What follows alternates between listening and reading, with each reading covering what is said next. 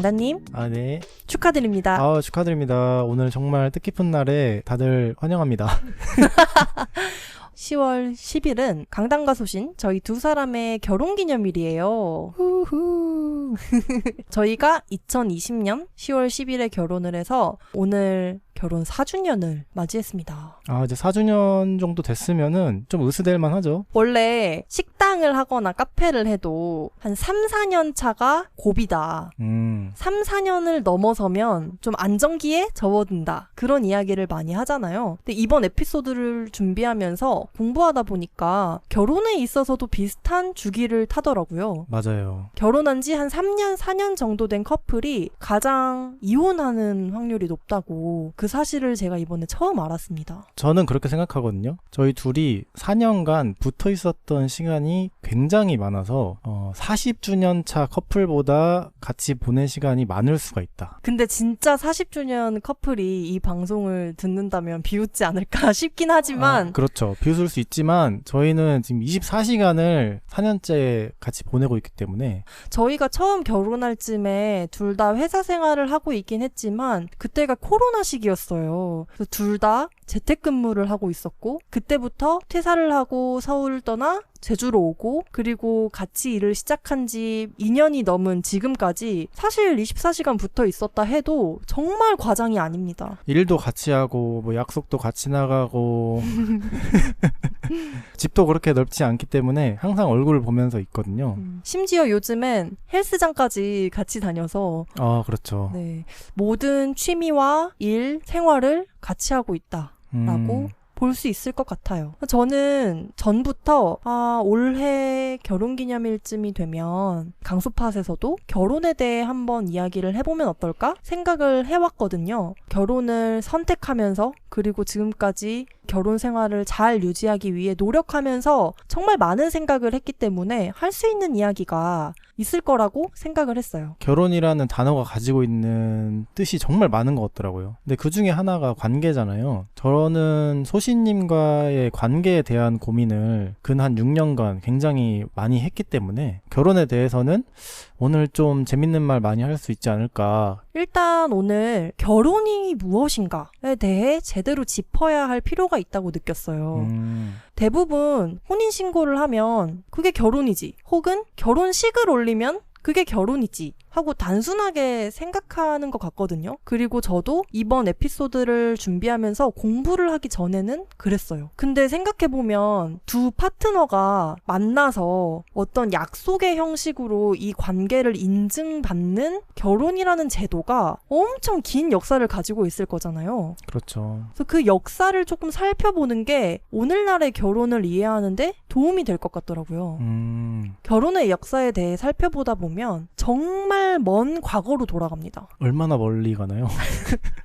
저희가 학교에서 역사 공부할 때 채집수렵사회, 농경사회, 봉건사회, 근대사회 이런 단어들을 배우잖아요. 거기서 이제 과일과 채소를 따먹고 동물을 사냥하면서 살던 채집수렵 사회까지 가는 거예요. 그러니까 그때도 어떤 이유로 가정을 이루고 같이 육아를 하는 그런 결혼의 형태가 있었다고 하더라고요. 근데 독특한 건 당시에는 그 파트너십이 평생 유지되는 게 아니라 한 3, 4년에 한 번씩 짝을 바꿨대요. 근데 생각해보면 당연한 게 채집수렵 사회 때는 막 돌아다녔잖아요. 그러니까 다른 장소로 살 곳을 옮길 쯤이 되면 파트너가 자연스럽게 바뀌고 그리고 그때쯤 되면 내가 낳은 자식이 조금 자립할 수 있는 나이대가 되니까 파트너를 바꿔도 되는 그러니까 그런 자연스러운 환경이었던 거죠. 3, 4년 만에 자립을 해요?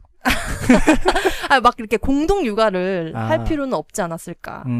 그래서 아까 저희가 인트로 때 요즘 사회에서도 결혼한 커플이 한 3, 4년 차에 가장 많이 이혼을 한다더라 라는 이야기를 했는데 그게 이때의 경험이 그 DNA에 남아있어서 그런 경향성을 보이는 거다라고 말하는 사람들도 있어요. 뿌리는 어쩔 수 없네요. 그리고 이제 그 이후에 농경사회가 되면서 더 이상 떠돌아 다닐 필요 없이 한 한 곳에 묶여 살게 됐기 때문에 그때부터 이제 평생을 약속하는 결혼의 개념이 생겼다는 거죠. 하지만 그때만 해도 너무 사랑해서 결혼한다. 너랑 평생 같이 있고 싶어서 결혼한다. 그렇다기보다는 우리가 함께 일을 하는 파트너. 이 농사지에서 같이 일을 하고 일잘로 구합니다.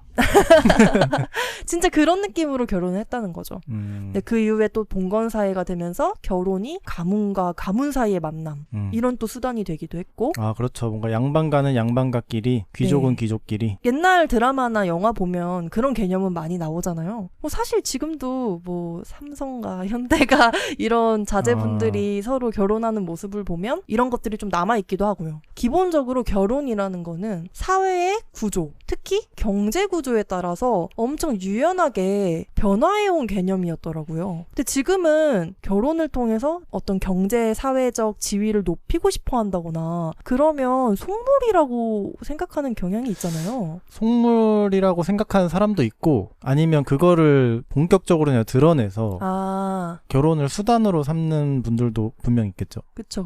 어쩌면 현대사회에 우리가 생각하는 결혼이라는 건 사랑하는 사람과 평생을 함께하는 어떤 약속이라는 개념으로 보기 때문인 것 같아요.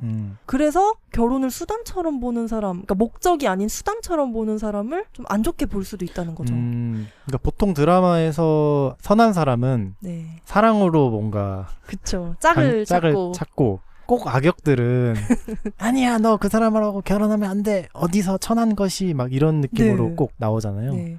근데 결혼을 좀 순수하고 감정의 영역이라고 보는 이 관점이 사실은 200년 정도밖에 안 됐다는 거예요. 그러니까 그게 저는 너무 신기했어요. 그러니까 200년이라고 봐도 어쩌면 되게 길죠. 우리 할머니 할아버지 세대만 생각해도 사랑해서 결혼하신 분들이 얼마나 있을까요? 역사적으로 그런 개념이 등장했다는 게 한 200년 정도고 사실 문화권이나 지역마다 그 역사의 수준은 또 다를 텐데 강단님 말씀처럼 저희 할머니 할아버지 세대만 해도 서로 얼굴을 모르고 결혼식에서 처음 보는 경우도 있었을걸요? 맞아요. 그러니까 지금 우리가 보는 딱 결혼이라고 하면 떠오르는 어떤 이미지는 진짜 얼마 안 된 거예요. 그런데 이런 결혼이 가진 역사의 흐름이 어느 날 갑자기 뚝 끊기고 앞으로는 사랑하는 사람과 결혼을 하는 겁니다. 결혼이란 그런 겁니다. Love. 그런 게 아니잖아요. 우리 내면에는 아직도 결혼이라는 걸 하기 전에 많은 것을 따지는 마음이 있을 수밖에 없는 것 같아요. 단순히 결혼을 순수하게 어떤 감정적인 영역으로만 봐서는 결혼이라는 걸 제대로 이해할 수 없다.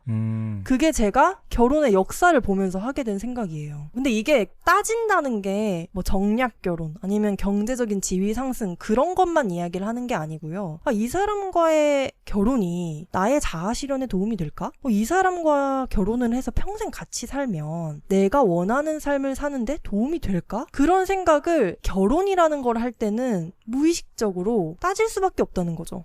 결국은 둘이 만나서 평생을 같이 살 거를 약속하는 거잖아요. 그러다 보니까 이 사람의 과거도 알고 싶어지고 주변 친구들도 알고 싶어지고 가족들도 알고 싶어지고 그러니까 되게 따져보게 되는 거죠. 막 사설 탐정을 붙이고 싶을 만큼. 혹시 그러셨나요? 저랑 결혼하기 전에? 사람이 가진 욕구 피라미드라는 게 있다고 하잖아요. 있죠. 그리고 옛날에 채집수렵사회 때나 농경사회, 봉건사회 때는 자원이 부족하잖아요. 그러니까 결혼도 내 자원을 늘리기 위한 수단이었는데 지금은 정말 풍요로운 사회잖아요. 많은 것들이 만족되고 그래서 마지막에 남은 욕구가 자아 실현에 대한 욕구라는 거죠. 그러니까 자연스럽게 내가 이 결혼을 하면 평생 밥 안 굶고 살 수 있을까를 고민하는 게 아니라 이 결혼을 하면 나에게 좋은가? 그렇죠. 나라는 사람이 나로서 사는데 좋은가? 그러니까 그런 생각을 하게 되는 흐름이 생겨났다. 그러니까 결혼을 하면은 내가 포기해야 하는 게 있는가? 아니면은 얻는 게 있는가? 이거를 저울질하게 만드는 거죠. 오늘은 결혼에 대해 이야기를 하지만 사실 결혼과 또 떼놓고 보지 않는 것이 육아나 출산이잖아요. 옛날에는 아이들이 노동력이었어요. 그러니까 결혼을 해서 노동력을 만드는 거죠. 근데 지금은 아이를 낳고 키우는 것이 노동력이 아니잖아요. 그렇죠. 이 아이들을 키우면서 내가 얻는 기쁨, 행복 이런 걸 생각하고 또 반대로 내가 이 아이를 키우고 함께 살면서 포기해야 하는 것을 생각할 수도 있죠. 그러니까 결혼, 육아, 출산 이런 걸 보는 관점의 기준이 이 사회의 구조, 경제 구조가 바뀌면서 완벽하게 달라졌다는 거예요. 그게 저는 너무 흥미로웠어요. 그리고 엄청 급격하게 바뀌었다는 것도 재밌네요. 그쵸. 전체 역사를 두고 봤을 때 200년은 정말 짧잖아요. 네, 우리 부모님 세대만 해도 확실히 다르니까 이게 한 세대만의 결혼에 대한 인식이 이렇게나 달라질 수 있나? 좀 다른 얘기긴 한데 제가 최근에 저희 아빠한테 우리 엄마 처음 만났을 때 뭐가 그렇게 좋았어? 이렇게 물어봤거든요. 두 분은 연애 결혼을 하시긴 했어요. 회사에서 만나서 눈 맞아가지고 결혼하신 건 맞는데 저희 아빠가 고민하더니 저희 엄마가 야물딱져 보여서 좋았다고 하더라고요. 뭐 그래서 저희 아빠가 엄마를 무슨 일하는 파트너로 봤다. 훌륭한 노동력이군. 그런 게 아니고 당시의 매력적이다의 기준과 지금의 매력적이다의 기준이 달라졌다는 거죠. 근데 제가 너무 역사에 지금 열을 올리는데 제가 아시겠지만 국사학과 출신입니다. 역사를 좀 좋아해서요. 그래서 좀 배운 게 많았어요. 공부를 하다 보니까. 근데 결혼이라는 게 또 이렇게 역사를 두고 봤을 때 어떤 절대적인 전제 조건이 아니더라고요. 그러니까 모두가 결혼을 할 거니까 사회 경제 구조가 그렇게 변한 게 아니고 사회 경제 구조가 변하면서 자연스럽게 결혼 제도가 변해온 거죠. 근데 웃긴 건 어떤 사람을 결혼 제도 안에서 커플로 인정할 것이며 법적으로 보호해 줄 것이며 그런 거는 아주 크게 달라지진 않았다는 건데요. 그래서 결혼의 역사가 보여주는 게 결혼은 이런 거야 뿐만이 아니라 결혼은 앞으로 이래야 해를 좀 보여줘야 한다고도 느꼈던 것 같아요. 결혼을 어떤 고정 변수로 두고 사람들의 삶을 거기에 맞춰야 하는 게 아니고 우리 세상이 이렇게 변하고 있는데 이 변화하는 세상에 결혼이라는 제도가 좀 맞춰줘야 하는 게 아닌가. 그러니까 지금껏 그래왔듯 결혼 제도도 좀 유연성을 가질 필요가 있다. 그러면 좀 커다란 이야기를 했으니까 이제 좀 개인적인 저희 두 사람의 경험담도 풀어보면 좋을 것 같아요. 저희가 오늘 대화에 앞서서 작은 배 인스타그램 계정을 통해 좀 질문을 받아봤습니다. 혹시 두 사람에게 결혼에 대해 듣고 싶은 이야기가 있나요? 이렇게 질문을 올렸어요. 근데 정말 많은 분들이 어떻게 결혼에 대해 확신을 가졌냐, 결혼을 결심한 계기가 뭐냐, 그걸 물어보셨거든요. 그 이야기부터 시작해도 좋을 것 같아요. 강단님은 결혼 전엔 결혼에 대해 어떤 생각을 갖고 계셨나요? 저는 사실 결혼에 대한 별다른 생각이 없었습니다. 연애를 할 때 잠깐 좀 고민했던 정도? 근데 결혼을 하고 싶다라고 생각한 적은 없었어요. 근데 결혼을 나는 죽어도 안 할 거야 이렇게 생각한 적도 없었고 그냥 뭐 흘러가다 보면은 할 수도 있고 안 할 수도 있겠지 정도? 근데 이게 강단님 성향에 맞는 것 같아요. 강단님은 뭔가를 하면서 배우잖아요. 미리 앞서서 생각해놓고 단정 짓는 성향이 아니어서 그냥 자연스럽게 여러 번의 연애를 하면서 결혼을 할 수도 있겠구나 정도의 생각을 갖고 계셨던 건 아닌지? 뭔가 결혼에 대한 인식은 어쩔 수 없이 부모님을 보면서 많이 배우는 것 같은데 부모님이 뭐 싸울 때도 있고 사이가 좋을 때도 있고 그런 걸 어릴 때부터 보면서 잘하잖아요. 그렇죠. 근데 그걸 보면서 두 사람이 만나서 뭐 가정을 이루고 아이들 키우고 이러는 게 좋아 보일 때도 있고 고통스러워 보일 때도 있고 근데 그러다 보니까 나는 나중에 커서 결혼해서 가정을 이루면 참 행복하겠다 이런 뭔가 장밋빛 인생을 생각하진 않았던 것 같아요. 어찌 보면 결혼에 대한 환상이 없었던 거네요. 환상은 없었고 뭐 연애를 할 때 내가 이분과 평생 만날 수 있을까라는 고민을 한 정도다. 소신님은 결혼에 대한 어떤 생각을 가지고 있었나요? 사실 저는 정말 어렸을 때부터 한 중학생 정도였을 때부터 나 결혼은 절대 안 한다 이렇게 이야기를 하고 다녔어요. 그래서 제가 나 결혼할 거야 하고 주변에 알렸을 때 막 배신감을 느낀다 이런 농담처럼 이야기를 한 친구도 있었거든요. 근데 그 이유가 뭐였나 생각을 해보면 제가 좀 반골 기질이 있는 성격이잖아요. 하라고 하면 하기 싫어하고 하지 말라고 하면 하고 싶어하는 그 반골 기질의 성격이 결혼은 하지 않을 거다라는 생각을 갖게 하는데 한몫을 하지 않았나. 왜냐면 어렸을 때부터 친척들을 만나면 여성들한테만 집안일이 강요되고 젊은 뭐 사촌 언니, 이모들한테 결혼에 대한 압박을 가한다거나 출산 육아에 대해 강요한다거나 사실 그런 거를 직간접적으로 많이 보고 자란 것 같거든요. 그리고 정말 제 주변에서뿐 아니라 미디어에서도 그런 게 많이 보이잖아요. 많이 봤죠. 좀 콘텐츠로 활용이 되는 것 같아요. 맞아요. 그리고 시대가 많이 변했음에도 지금도 그런 콘텐츠는 계속 생산되고 있다고 생각을 해요. 주말 드라마만 봐도 중년 부부가 나올 때 여성은 남성한테 존댓말을 쓰고 남성분은 여성분한테 반말을 쓰는 관계가 정말 많이 보이거든요. 그러니까 무의식적으로 그런 걸 보면서 결혼하면 저렇게 살아야 되나 봐. 나는 저런 결혼은 절대 안 해. 내가 여자라서 저래야 된다고? 난 절대 안 해. 좀 그런 기질이 어렸을 때부터 강해서 난 결혼 절대 안 할 거야. 이렇게 이야기하지 않았나 싶어요. 미디어에서 보여주는 결혼의 모습이 되게 흥미로운데 뭔가 어릴 때 뭐 세바퀴 같은 프로그램 보면은 꼭 그 남성 패널분들이 나와서 뭐 집에 가기 싫다는 뭐 이야기나 결혼은 절대 하지 마세요 뭐 이런 이야기나 가능하면 뭔가 늦게 해라 이런 거. 네, 뭐 결혼은 뭐 미룰수록 좋다 하면서 막 엄청 웃고 그리고 막 혼자 있는 시간이 너무 좋다. 퇴근하고 차에서 뭐 30분, 1시간 있는 시간이 유일하게 혼자 있을 수 있는 시간이다 이런 이야기도 네. 하죠. 뭐 아내가 친척집 가 있으면 제일 좋아하고 이런 이야기들을 들을 때마다 저는 설득이 되지는 않았고 오히려 아니 왜 저렇게 이야기하지? 저게 재밌나? 그런 생각을 어릴 때부터 많이 했어요. 근데 그 비슷한 이야기로 저희가 한 1년 전에 식당에 가서 사장님하고 이야기를 하는데 저희가 그런 이야기를 했었죠. 저희 둘은 결혼해서 창업도 같이 하고 지금 일도 같이 하고 있다. 24시간 붙어 산다. 네, 그렇게 이야기하니까 되게 안타까워하고 뭔가 힘드시겠어요. 근데 그 이야기를 저를 보며 한 게 아니고 강단님을 보면서 했어요. 네, 그 사장님이 남자분이셨고 저를 보면서 되게 안타깝다, 힘들겠다. 어떻게 아내랑 그렇게 붙어있냐 이런 톤으로 계속 이야기를 해서 우리는 안 그러는데요? 제가 그렇게 이야기했거든요.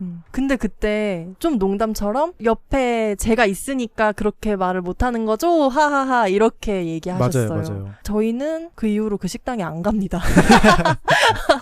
사실 그런 걸 유머라고 생각하는 게 뭐 흔한 분위기라서 이해가 안 간다는 아니지만 저는 안 웃겼거든요. 맞아요. 그러니까 이게 결혼을 어떻게 바라보냐가 또 중요한 것 같아요. 결혼이 자유를 억압하는 거냐 할 때는 좋지만 무조건 후회하는 것처럼 그러니까 후회해야 당연한 것처럼 이야기하는 문화가 좀 있어요. 제가 아까 결혼의 역사에 대해 이야기하면서 요즘 사회에서는 결혼의 기준이 어쩌면 자아실현이 된 걸 수도 있다를 강조하고 싶었던 이유가 여기에 있는 것 같아요. 그러니까 결혼을 아직도 경제적인 수단? 그냥 사회적인 압박 때문에 꼭 해야 하는 장치? 정도로 생각하면 그런 유머가 가능해지는 거거든요. 근데 결혼은 선택일 뿐이고 내가 어떤 파트너와 함께 할 수 있을 때 내가 더 나은 사람이 되는 것 같아 라고 느꼈을 때 직접 내리는 독립적인 결정이라고 본다면 그런 유머는 불가능하거든요. 다시 저희 이야기로 돌아와야 할 것 같은데요. 그런 이야기 하다 보면 좀 열받는 에피소드가 많이 떠오릅니다. 그렇죠. 그러면 강단님은 별 생각이 없었는데 왜 저랑 결혼을 하겠다고 어떤 그런 마음이 생겼을까요? 이 이야기를 하게 될 것 같아서 옛날 자료를 좀 찾아봤거든요. 무슨 자료를 찾아보신 건지. 왜냐면 그때의 저를 현재의 내가 100% 이해할 순 없잖아요. 그래서 제가 프로포즈할 때 썼던 편지를 가지고 왔습니다. 대박. 2020년 3월 7일 제가 쓴 겁니다. 조금 오그라들 수 있습니다. 프로포즈 다시 하는 느낌이 드네요. 은비와 함께 있을 때만 느낄 수 있는 감정이 있어. 자연스러운 장난, 표정, 춤, 웃음, 노래. 진짜 나는 이런 사람이구나 라고 알게 해주는 건 은비밖에 없어서 너무 소중해. 은비를 만난 이후로 나를 그대로 받아주고 응원해주는 사람이 드디어 생겼다는 사실이 나에게 위로가 되고 평화를 가지고 와줬어. 무엇이 의미 있는 건지 모르고 갈팡질팡 살아왔던 나에게 은비라는 반짝이는 별이 생기고 큰 변화가 생겨버렸어.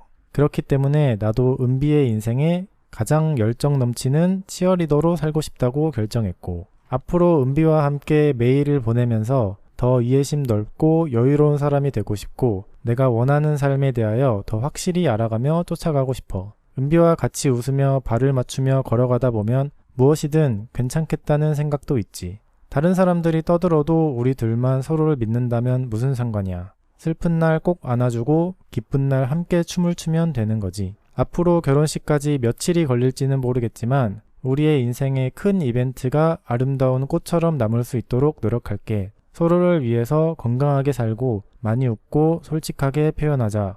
멋진 인생을 사는 은비가 언제나 민석이가 있어서 문제없어 라고 할 수 있도록 변함없는 동반자가 될 거야. 여기까지입니다. 감동적이네요. 다시 들어도 감동적이네요. 근데 새까맣게 잊고 지냈어요. 이런 편지를 제가 받았었다는 걸. 저도 제가 읽고 감동을 받았어요. 민석아 하면서. 민서가 잘했다. 근데 이 편지의 내용을 보니까 그 당시에 제가 소신님을 만나서 조금 더 나답게 살 수 있게 됐다. 이런 생각을 했었구나. 그 당시를 떠올리면은 저희가 서로 회사를 다니고 있는 와중에도 거의 매일 봤고 평균 일주일에 6.5일 정도 봤던 것 같거든요. 근데 볼 때마다 너무 재밌고 막 부담스럽지 않고 내가 뭔가 꾸며야 한다는 생각도 안 들었고 그냥 자연스럽게 만나면 즐거운 사이였기 때문에 아니 이렇게 매일마다 교통비 드리고 카페 가서 만날 거 같이 딱 붙어서 살면 되는 거잖아. 그러니까 이런 생각을 했었죠. 근데 저희가 인스타그램으로 질문을 받았을 때 혹시 결혼 전에 동거를 하는 것에 대해 어떻게 생각하나요? 이런 질문을 보내주신 분도 있었어요. 저는 결혼을 전제로 한 동거든 그냥 동거든 사실 다 괜찮다고 생각하는 입장이긴 한데요. 사실 저희가 결혼 전에 거의 동거를 했다고 해도 다를 바가 없거든요. 맞아요. 약 1년 가까이. 제가 얹혀 살았습니다. 왜냐면 동거하자 이런 말을 한 적은 한 번도 없는데 서울에 제가 혼자 전셋집에 살고 있었고 강단이 누나랑 살고 있었는데 누나가 뭐 이렇게 일거수일투족 관여하시는 분은 아니었기 때문에 너무 자주 만나다 보니까 자연스럽게 강단의 짐이 저희 집으로 점점 왔어요. 맞아요. 그렇게 만나면 어떤 데이트를 한다는 개념이 정말 아니었던 것 같아요. 그냥 하루를 같이 보내는 거죠. 제가 옆에서 책 읽고 있으면 저기서 넷플릭스 보고 밥 먹을 때 되면 같이 밥 먹고 그러니까 그런 모습이 솔직히 지금이랑 다를 바가 없고 그러다 보니까 자연스럽게 결혼을 해서 뭔가가 달라질 걸 기대하게 되는 게 아니라 결혼을 해도 지금이랑 똑같겠구나 그런 생각을 하게 됐던 것 같아요. 진짜 좋은 말이네요. 결혼하면 뭐 새 집으로 간다거나 새로운 가족이 생긴다거나 뭐가 됐건 그런 기대를 하는 것 같은데 저는 그런 건 정말 없었어요. 그냥 결혼하면 눈치 안 보고 같이 살 수 있고 결혼하면 신혼부부 전세자금 대출 받아서 큰 집으로 옮길 수 있고 그러니까 그런 실용적인 고민들이 진짜 딱 우리 동거가 아니라 결혼하자로 결론 지을 수 있었던 근거였고 감정적으로 뭐 정서적으로 어떤 이유가 있진 않았던 것 같아요. 결혼을 비유적으로 표현할 때 사랑의 결실이라는 또 말이 있잖아요. 네. 그 말 진짜 잘못된 것 같아요. 저는. 강단님이 아까 저에게 프로포즈를 할 때 썼던 편지를 읽어주셨잖아요. 그 편지의 내용을 한 줄로 요약하자면 은비야 너랑 결혼해서 나는 나로 살 거야. 그리고 너가 너로 살 수 있도록 도와줄게. 그러니까 그런 내용인 것 같거든요. 근데 제가 그 기억이 있어요. 강단님이랑 연애한 지 얼마 안 됐을 때 제 친구에 대한 이야기를 같이 하다가 들었던 이야기인데요. 제 친구가 오래 만난 연인이 있었어요. 그래서 결혼을 할 건가 말 건가 그런 걸 가지고 조금 갈등이 있는 상태였거든요. 그거랑 관련된 이야기를 저희 둘이서 나누다가 강단이 저한테 근데 어떤 관계가 결혼한 상태인지 아닌지 연인이라고 부르는지 아닌지 그게 뭐가 중요해? 그냥 둘 사이에 있는 그 마음이 중요하지 않아? 그러니까 이런 이야기를 지나가듯이 한 적이 있어요. 근데 지금 생각해보면 그 말이 좀 나이브한 말 같긴 하거든요. 왜냐면 사실 결혼이라는 게 하고 나면 많은 게 바뀌긴 하기 때문에 좀 나이브한 생각이었다라는 걸 지금은 알지만 저는 그때만 해도 결혼하면 내가 지금까지 봤던 결혼한 사람들처럼 살아야 해. 내가 드라마에서 봤던 그런 사람들처럼 살아야 하는 건데 나는 그런 결혼이면 안 해. 그러니까 그런 거였던 건데 강단 얘기를 듣고 보니까 그래 결혼을 해서 그 제도 안에 들어가더라도 내가 생각하는 결혼처럼 살면 되는 거 아닌가? 그런 생각을 처음 하게 된 거죠. 그리고 그걸 일깨워준 사람이 다름 아닌 강단님이었던 거고 그러다 보니까 자연스럽게 강단님과의 만남을 이어가면서 이 관계가 정말 너무 좋으면 결혼을 할 수도 있겠다로 생각이 조금 돌아섰던 것 같아요. 뭔가 제 생각을 열어준 사람? 강단님이? 감사합니다. 근데 또 진짜 많은 분들이 인스타그램에서 질문 주신 게 그래 혼인신고는 할 수 있어. 근데 시간을 과거로 돌릴 수 있다면 강단님과 소신님은 다시 결혼식을 올리실 건가요? 이런 질문도 정말 많이 들어왔어요. 어떠세요? 시간을 돌릴 수 있다면 결혼식을 하실 건가요? 따단.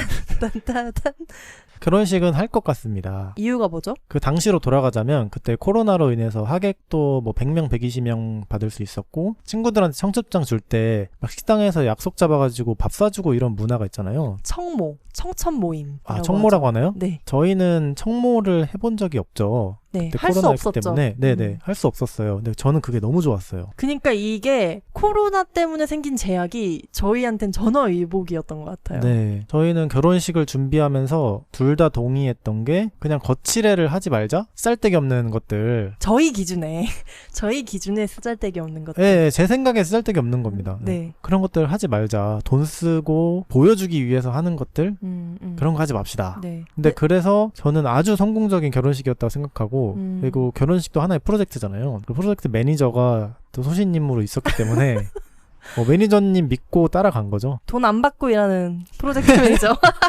근데 실제로 저희가 결혼할 때 혼수 예물 이런 거 하나도 안 했고 그때 당시에 제가 살던 집에 그냥 강단이 들어왔어요. 근데 이미 뭐 짐도 많이 근데 듣다 보니까 네. 그냥 거의 뭐 얻어 탄 느낌이네요, 제가.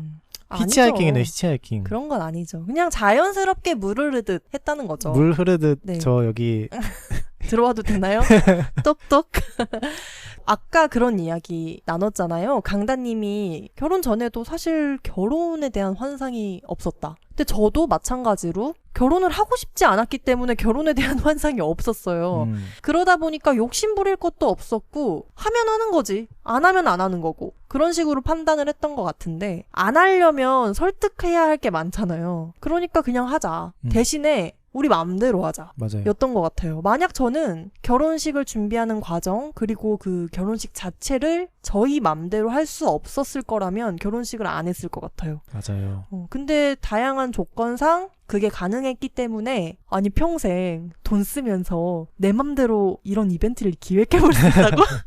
그런 게 저처럼 기획을 좋아하는 사람한테는 좀 놀이터처럼 느껴졌고 정말 재밌었어요. 저는 준비할 때. 진짜 우리를 잘 표현할 수 있는 이벤트를 만들고 싶었던 거는 맞지만 또 동시에 별로 깊게 고민하고 싶었던 것 같지 않아요. 저희가 실제로 결혼식 장소도 한 군데 가서 바로 계약했잖아요. 맞아요. 이렇게 좀 자연스럽게 저희 결혼식에 대한 이야기를 해볼 수 있을 것 같은데 이것도 질문 진짜 많이 나왔어요. 결혼식에 대한 질문. 왜냐면 결혼이라는 게 관념적인 게 아니잖아요. 현실이잖아요. 맞아요. 실제로 식을 올리기로 결정했다면 정말 수많은 걸 결정하고 아주 많은 사람들과 소통하며 그 이벤트를 준비해야 하기 때문에 강단과 소신은 결혼식을 어떻게 준비했고 어떤 결혼식을 올렸는지 질문이 많이 들어왔습니다. 일단 최종적인 저희 결혼식의 모습을 간단하게 말씀드리자면 저희는 웨딩 플래너라고 하죠. 그런 분을 고용하지 않았고 야외에서 120명 정도 초대해서 본식을 올렸고 식장을 고르고 청첩장을 만드는 거, 뭐 스튜디오 사진 이 모든 거를 하나부터 열까지 저희가 직접 하거나 직접 결정을 내렸습니다. 그래서 재밌었어요.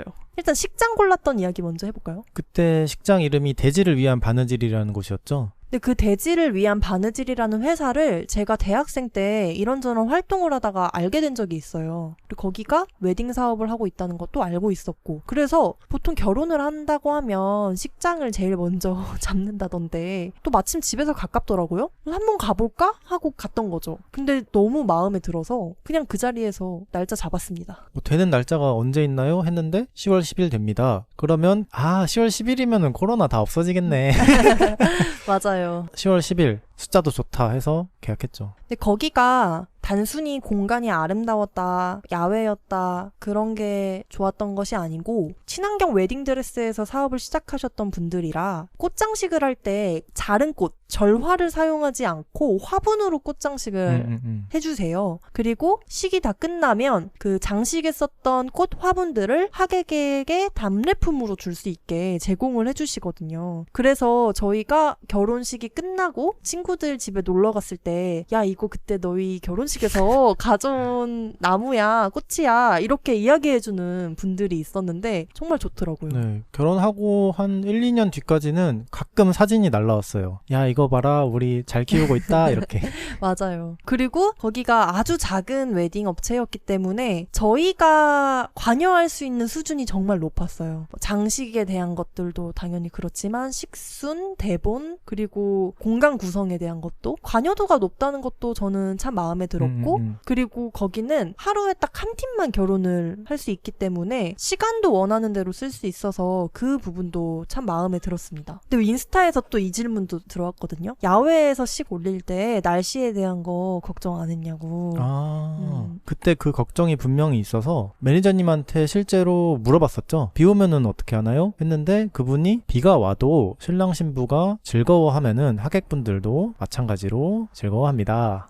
그렇게 이야기해 주셔서 아 맞네. 그리고 비 오면은 또 어바웃타임 감성이 있을 거라고 환상해졌잖아요. 그쵸. 네. 근데 그 매니저님의 대답도 저는 참 마음에 들었던 것 같아요. 그렇지. 결혼식의 주인공은 부부인데. 그 당사자가 있는데 하객을 위해 결혼식을 하는 게 아닌데 내가 좀 잘못 생각하고 있었구나 하는 깨달음도 그때 얻었던 것 같아요. 그리고 뭐 천막 같은 거는 쳐주신다고 했어서 저는 크게 걱정 안 했습니다. 그 이후에 청첩장도 저희가 다 직접 만들었죠. 종이 청첩장은 제가 직접 디자인해서 인쇄에 맡겨서 만들었었고 모바일 청첩장은 그때 같이 노션으로 만들었죠. 네, 정말 단순하게 만들었고 사진도 사람 사진이라는 곳에 맡겼어요. 작가님이 정말 저희가 운이 좋게도 너무너무 좋으신 분이어서 그 사진 촬영을 하기 전에 집으로 초대를 해주셔서 같이 티타임을 가졌거든요. 저희에 대해 좀 더 알면 사진을 잘 찍을 수 있을 것 같다 이런 이야기도 해주셨었어요. 맞아요. 그게 너무 좋더라고요. 그래서 집에서 긴 시간 같이 대화도 나누고 대화가 끝난 후에 집에 있는 가니 스튜디오에서 그냥 저희 두 사람의 사진을 찍어주셨어요. 아 진짜. 그걸로 그냥 청첩장에 썼습니다. 네.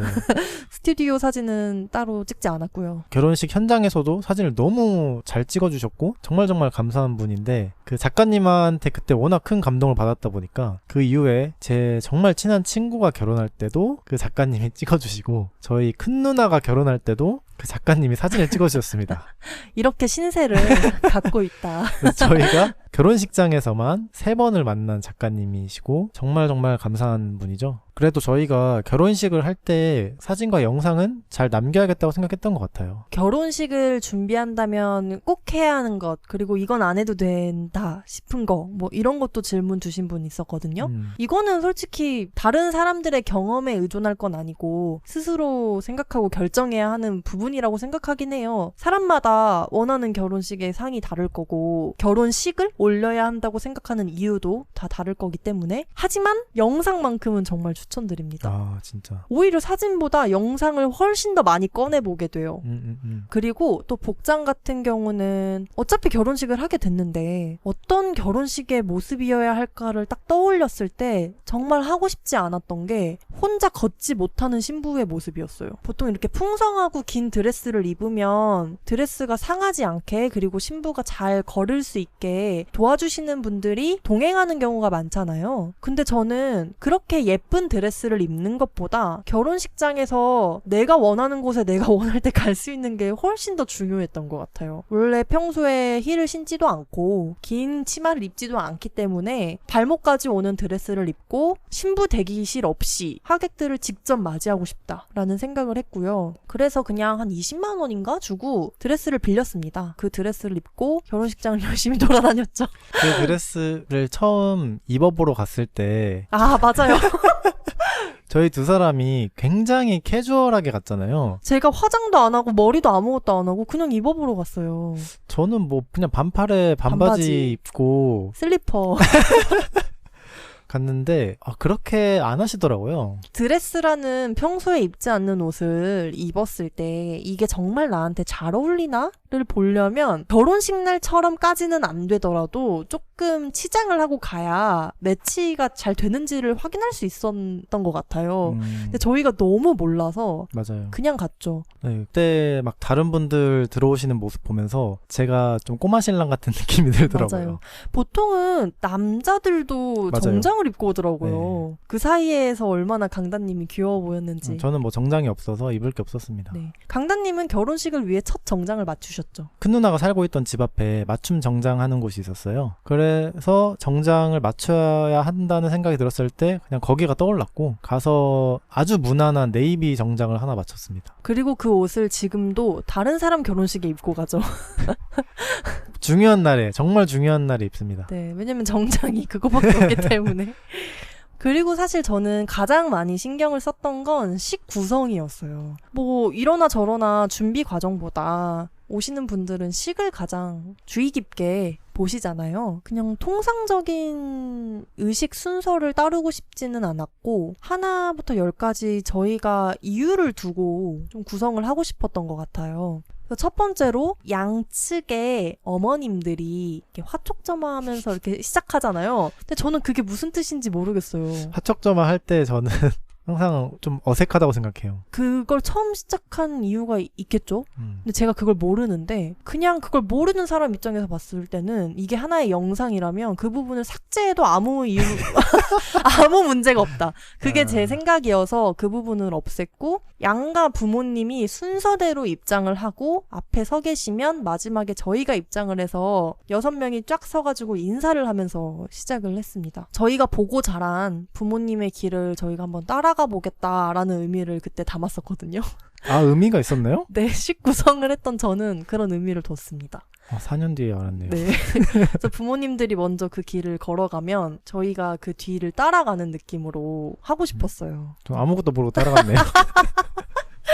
그리고 주례가 없었고 혼인서약, 성혼선언문 이런 말을 아예 안 썼고 그 대신에 서로를 향한 다짐이라는 짧은 글을 각자 써서 낭독을 했습니다. 그리고 다짐을 강하게 한다는 의미로 둘이 같이 노래를 불렀어요. 맞아요.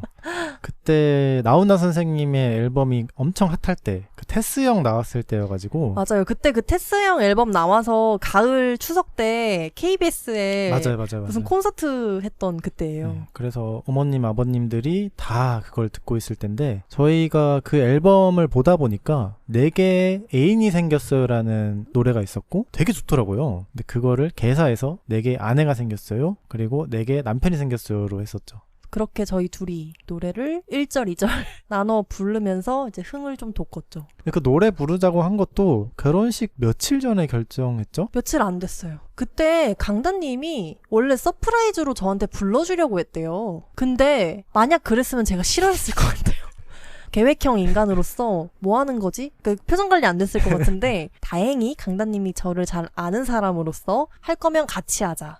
어때? 하고 제안을 줬고 며칠 동안 가사를 열심히 외웠던 기억이 납니다. 열심히였어요. 그리고 또 마지막으로 사진 찍을 때 신부가 친구한테 부케를 던지잖아요. 근데 그것도 저는 항상 결혼식 가서 보면서 왜 던지지? 라고 생각을 했어요. 근데 제가 만약에 부케를 던져야 한다면 그 의미는 그냥 이 결혼식의 전체 과정에 나에게 소중한 친구를 참여시킨다? 그런 의미였던 것 같아요. 이 결혼식 전체의 한 부분이라도 친구와 함께 만든다. 그러니까 그런 의미를 담고 싶어서 부케를 던졌는데 그거를 사진 찍을 때 한 게 아니라 식 중에 했습니다. 그러니까 저희가 퇴장하기 전에 식 중에 했고 무슨 우연인지 모르겠지만 제가 부케를 너무 잘 던져서 친구가 한 번에 잘 잡았습니다. 그것도 참 연습한 게 아닌데 소신님의 친구도 참여했고 그리고 저와 가장 친한 친구도 사회자로 참여해서 이름 불러주면 안 되나요? 샤라우트 하면 안 되나요? 샤러트 졸 오승헌님께서 아주 훌륭하게 사회를 봐주셨죠. 이 얘기 해도 되나? 사회를 보기 위해 다이어트를 하셨다는 신랑 신부는 다이어트를 못했는데 사회자가 체중 감량을 하고 와주셔가지고 얼마나 감탄했는지 몰라요. 저희는 실패해가지고 귀엽게 올라갔는데 그리고 또 식 전체를 구성할 때 정말 많이 생각했던 게 우리 두 사람의 가족들이 많이 참여해야 된다라는 거였어요. 근데 이것도 결혼식을 왜 올리냐랑 관련이 깊은 것 같아요. 결혼식을 왜 올려야 하냐 사람마다 이유가 다르겠죠? 근데 저한테는 가족들을 위한 거였거든요. 특히 부모님을 위한 거였고 그냥 좋은 추억? 재밌는 이벤트? 그런 거였기 때문에 친구들이 축가를 부르고 참여하고 이러는 것보다는 가족들이 좀 더 많이 보였으면 좋겠다고 생각을 했어요. 그래서 성혼선언문 이런 거 대신에 저희 아빠 그리고 강다님의 어머니가 편지를 읽어주셨고 그리고 강다님의 아버지가 오솔레미오를 축가로 열창해주셨고 그리고 저희 언니가 타악기 연주자이기 때문에 축주를 해줬습니다. 이거는 정말 잘한 선택인 것 같아요. 저희가 저희 결혼식 영상을 유튜브에 올려놨거든요. 어제 같이 보다가 너무 좋아서 이거 유튜브에 올리자 해가지고 업로드를 하게 된 건데, 어제도 영상을 보는 내내 여기에 아버님이 이렇게 우리를 위해 열창해주는 모습이 담겨서 얼마나 다행이냐며. 진짜 다행이죠. 네, 아주 많은 이야기를 나눴습니다. 영상 촬영은 강추.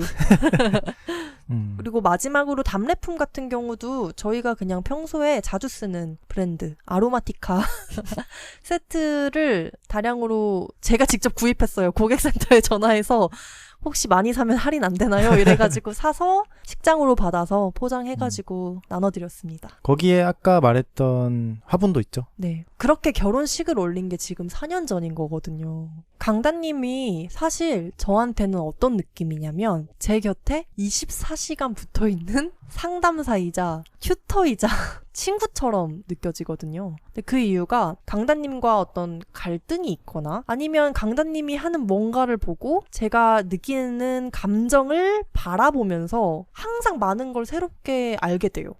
나에 대해서도 알게 되고 강다님에 대해서도 알게 되고 이 세상에 대해서도 알게 되는 것 같아요. 단순히 연애를 할 때와는 좀 다른 배움 같긴 해요. 근데 그 이유가 평생 같이 살 거라고 생각하고 이 사람을 보고 있기 때문인 것 같아요. 어떤 문제가 생겼을 때 에라 모르겠다 치워버려 할 수가 없는 거죠. 어떻게든 그 문제를 직면해야 되는 거예요. 왜냐면 미우나 고우나 강다님 팔짱 끼고 무덤까지 가야 되기 때문에 그 태도가 저한테 새롭게 생겼고 그게 계속 저를 배우게 하는 것 같아요. 근데 저는 소신님과 평생 살아야 한다는 걸 별로 생각 안 하는 것 같아요. 어떻게 보면은. 네? 그냥 매일매일 같이 있는 게 기본 설정이에요. 그래서 가끔 떨어지면 불안하거든요. 분리불안. 네, 분리불안이에요. 근데 그 정도로 그냥 같이 있는 게 당연하다. 그래서 다투거나 뭔가 미울 때도 용서해야 하는 게 당연한 거죠.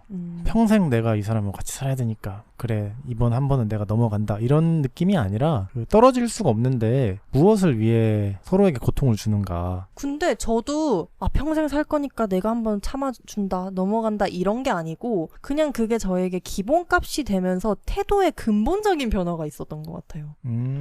이 관계를 잘 갖고 나가겠다는 끈기가 생겼다고 해야 될까요? 참는 게 아니고 그냥 그 끈기가 장착된 거죠. 저는 소신님한테 많이 배우고 있다고 생각하거든요. 그러니까 인간적으로 배울 것이 많다. 내가 부족한 점, 예를 들어서 실행을 잘 못하거나 목표를 잘 설정해서 뚝심 있게 밀고 나가거나 그런 부분에 있어서 내가 많이 부족하구나라는 것도 소신님을 만나고 나서 알게 된 것 같아요. 워낙 잘하는 사람을 옆에서 보다 보니까 내가 많이 부족했구나. 사실 전에는 잘 몰랐어요. 회사에 들어가려고 면접을 볼 때도 저는 다 잘합니다 이런 느낌으로 했던 것 같아요. 어떻게든 나를 꾸미려고. 근데 같이 살다 보니까 그리고 이 사람을 가까이서 들여다보니까 내가 부족한 점이 많구나. 내가 어쩔 때는 또 너무 감정적으로 막 삐지고 상처를 주는 말을 하고 그러는 게 왜 이렇게 너는 성숙하지 못하니 스스로를 향해서 그러면서 좀 배우는 것 같아요. 실수를 거듭하면서. 근데 또 실수를 할 때마다 정말 가끔은 상처를 주는 말을 하잖아요. 근데 그것도 용서받는 경험을 하면서 용서하길 잘했다. 그리고 저도 용서를 하는 그렇죠. 경험을 하면서 관계가 더 탄탄해지지 않았나. 저희가 일하면서 화목한 모습만 보여주잖아요, 사실. 그렇죠. 저희 오늘 싸웠습니다. 오늘 댓글 달지 마세요. 이런 거 안 하잖아요. 항상 네. 좋은 모습만 보여드리려고 하고. 근데 저희도 당연히 문제가 있을 때가 있고 서로에게 막 말도 하기 싫을 때도 있고. 근데 옛날에는 그런 문제가 있을 때 하루 이틀 간 적도 있는데 요즘은 사실 잘 다투지도 않고 다툰다고 해도 저 같은 경우 한 20분 지나면은 빨리 가서 사과해야겠다라는 생각이 들더라고요. 근데 그런 의미에서 봤을 때 내가 굉장히 결혼을 함으로써 좀 더 멋진 사람이 된 것 같다? 근데 저도 비슷한 생각을 했는데 아까 제가 평생 같이 살 거라는 그 전제가 저를 바꿔놓은 것 같다라는 이야기를 했잖아요. 근데 그게 결국에 이 관계를 평생 잘 유지하기 위해 그냥 현상 유지만 하는 게 아니라 잘 유지하기 위해 노력이 필요한 게 당연한 거다를 알게 되는 과정이었던 것 같아요. 그래서 노력을 했지만 잘 안 됐던 시행착오도 겪어보고 맞아요. 서로를 아끼는 마음을 바탕으로 용서하고 그러니까 그런 시간들을 보내면서 이 사람 앞에서는 내가 뭘 해도 괜찮겠다? 이런 생각도 들어요. 이 시행착오를 다 같이 겪는 사람이잖아요. 같이 실수하고 같이 조금 싸워도 보고 그래도 된다? 이 사람 앞에서뿐 아니라 그냥 나 자체로도 그런 사람이어도 된다. 자존감을 높여주는 그런 사람이에요. 저한테 강다님은. 다시 이 질문에 처음으로 돌아가서 결혼 후에 결혼에 대해 어떤 생각의 변화가 생겼냐 이게 저희가 지금 나누고 있는 이야기잖아요. 저는 그 질문을 처음 떠올렸을 때 바뀐 게 별로 없는데? 라고 생각했어요. 사실. 근데 이렇게 이야기를 하다 보니까 정말 많은 게 바뀌었고 강다님과 결혼 생활을 하면서 훨씬 더 나다워졌고 진짜 용기 있어졌어요. 그냥 나를 표현하는 거, 내가 어떤 부분은 강다님을 이해하고 넘어가야 하는지 어떤 부분은 이해하지 않고 내 이야기를 꺼내놔야 하는지 그런 생각을 할 수 있는 사람이 됐다는 것 자체가 사실 정말 큰 변화였다는 걸 오늘 대화를 나누면서 좀 깨달은 것 같습니다. 큰 집에 사시는 분들도 있겠지만 작은 공간에서 둘이 붙어서 저희 같은 경우 일까지 같이 하다 보니까 뭐 삐지거나 다투는 요소들이 좀 사소한 경우가 많잖아요. 예를 들어서 소시는 진짜 음식물 쓰레기 한 번도 안 버리네 막 이런 걸로 다툴 수 있잖아요.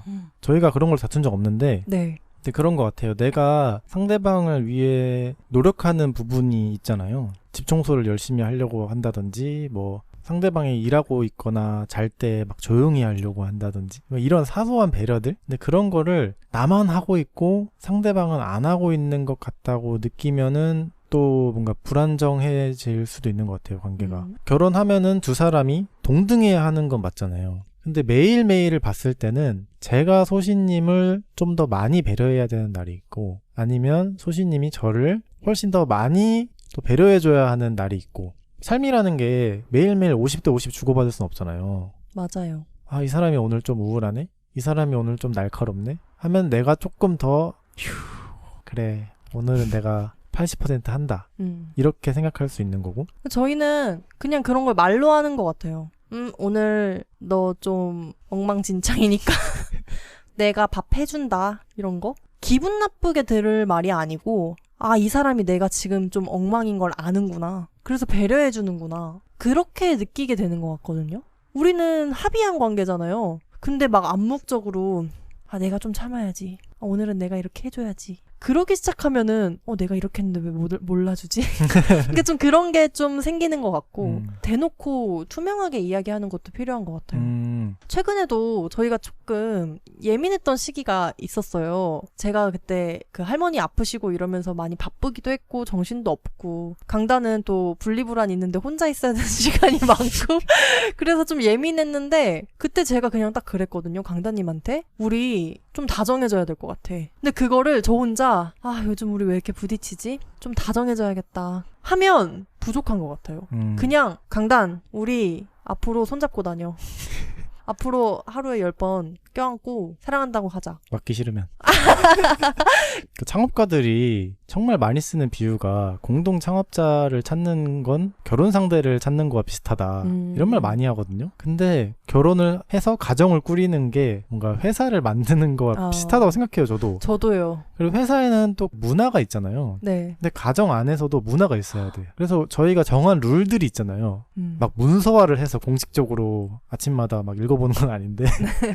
그리고 인스타그램으로 주셨던 질문 중에 아이를 낳지 않고도 결혼 생활을 유지하는 원동력은 무엇이라고 생각하는지 이런 질문이 들어오기도 했거든요. 근데 저는 이 질문을 딱 들었을 때에도 이미 저희 두 사람 관계만으로도 벅찬데 너무 힘들어서 벅차가 아니라 기쁜 것도 벅차고요. 이 관계 안에서 배울 수 있는 것도 벅차요. 저는 그래요. 그냥 강다님 한 명만 두고 봤을 때에도 여전히 무궁무진하게 느껴지거든요. 그래서 사실 아이를 꼭 낳아야 한다는 생각을 못하는 것 같아요. 저는 결혼과 비슷하게 미래에 대해서 너무 걱정하고 싶지 않거든요. 지금 현재에 충실하는 게 맞다고 생각하고 지금은 소신님과 같이 정답게 서로의 성장을 위하여 응원하고 배려하고 밀어주고 그런 과정이 재밌어서 막 먼 미래에 아이를 낳으면은 내 삶이 더 좋아지겠지? 아니면은 아이가 있으면 내 삶이 더 불행해질 거야. 이런 생각도 잘 안 하는 것 같아요. 결혼 전 결혼에 대한 생각과 비슷하네요. 네. 저희가 긴 시간 또 결혼에 대한 대화를 나눠봤는데요. 오늘 이 이야기를 어떻게 마무리하면 좋을까 저희 두 사람이 같이 고민을 하다가 결혼식에서 우리가 함께 읽었던 서로를 향한 다짐을 다시 꺼내보면 어떨까 하는 아이디어가 나왔어요. 이름하여 서로를 향한 다짐 회고 시간입니다. 저희가 그때 각자 짧은 글을 써서 읽었거든요. 그거 일단 한 번씩 읽어보고 지금 관점에서 봤을 때 어떤지 이야기 나눠보면 어떨까요? 좋아요. 준비했습니다. 강다님 먼저 읽어보실래요? 제가 결혼식에서 읽었던 서로를 향한 다짐은 다음과 같습니다. 은비는 스스로 정한 가치에 움직이고 진실하게 사랑을 표현하는 멋진 사람입니다. 사소한 일에도 감사하며 은비처럼 자주 웃겠습니다. 당당하고 솔직한 모습으로 은비처럼 소신있게 나아가겠습니다. 은비와 함께 우리만 아는 행복을 완성하겠습니다. 여기까지입니다. 생각해보니까 이 다짐 안에도 소신이라는 이름이 숨어있네요. 지금 보니까 어떠세요? 맞는 말 같나요? 이 다짐이 잘 지켜지고 있는지? 꽤 잘 지키고 있는 것 같긴 하거든요. 제가 이 서로를 향한 다짐을 2024년 버전으로 한번 만들어봤어요. 오, 한번 읽어볼까요? 기대돼요. 은비는 본인이 진심으로 원하는 가치에만 움직이고 하고 싶은 말은 해야 하는 갱스터입니다. 은비처럼 사소한 문제에 연연하지 않고 목표를 이루기 위해 일과표를 지키겠습니다. 이거 반성문이잖아요. 당당하고 솔직한 모습으로 은비처럼 소신있게 살겠습니다. 은비를 보좌하며 우리만 아는 행복을 완성하겠습니다. 이상 보좌관의 반성문.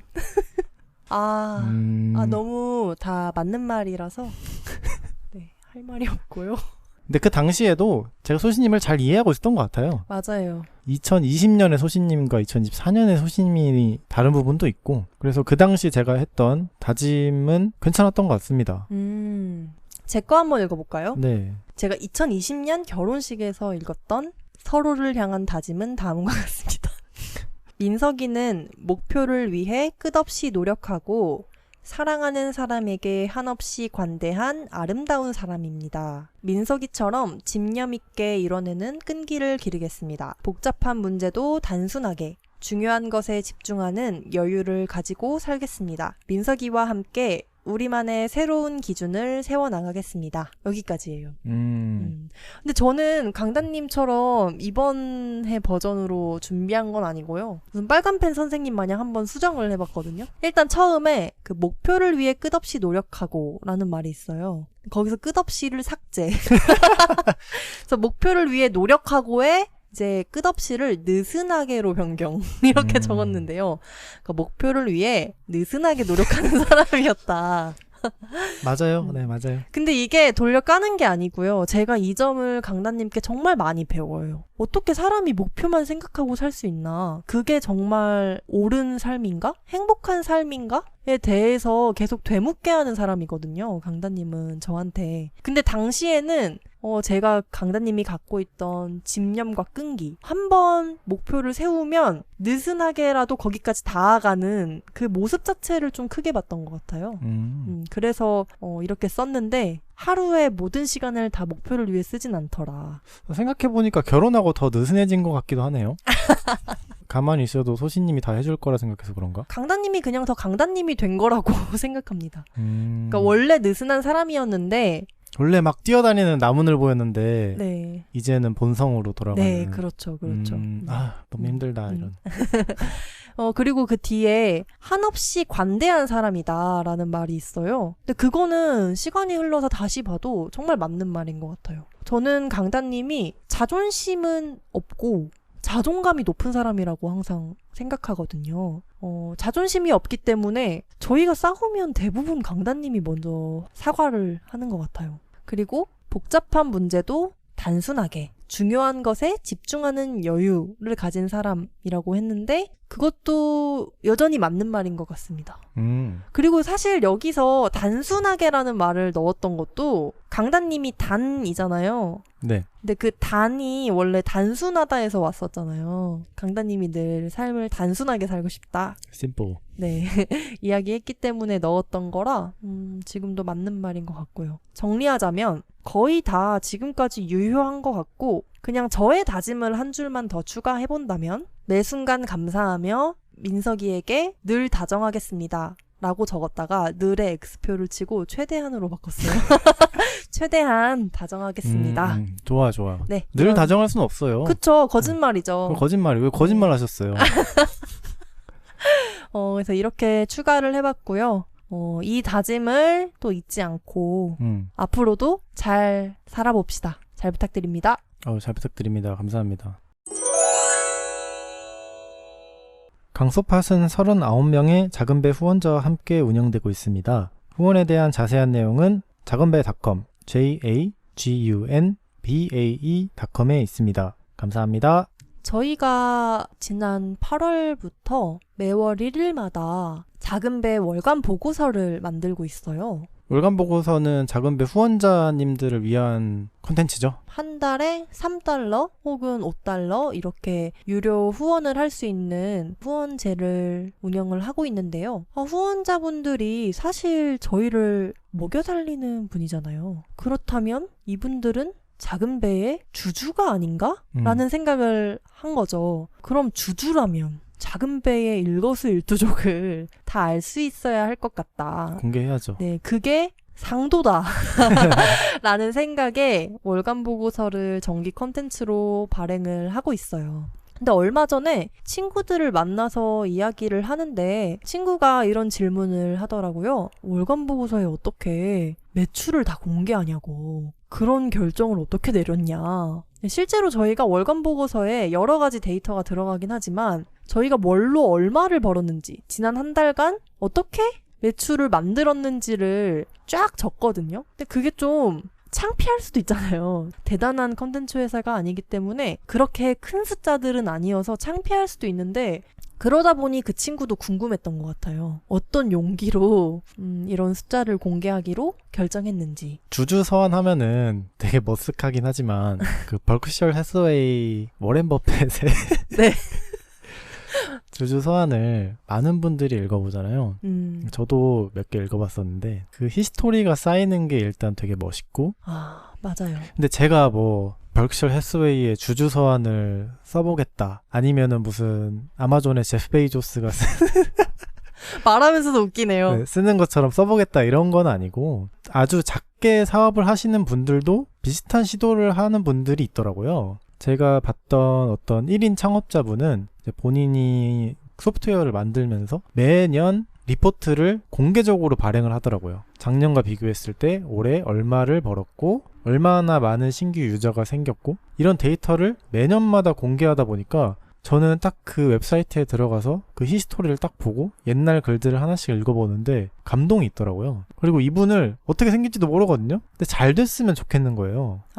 이렇게까지 투명하게 솔직하게 잘 안 되면 잘 안 된다고 이야기하고 앞으로는 또 어떤 방향으로 나아갈지도 공유하고 모든 점에서 100% 투명할 순 없겠지만 사실 매출이 중요한 것 같지만 또 아무것도 아니거든요. 1급 비밀도 아니고 저희를 그렇게 응원해주는 분들에게라면 그냥 보여드릴 수 있었던 것 같아요. 만약 강단과 소신 그리고 작은 배처럼 작은 규모로 좀 독립적으로 창작을 하면서도 먹고 살 수 있는 분이 있다면 저희의 레터의 그 매출 구조가 도움이 될 수도 있다고 생각을 했던 것 같아요. 맞아요.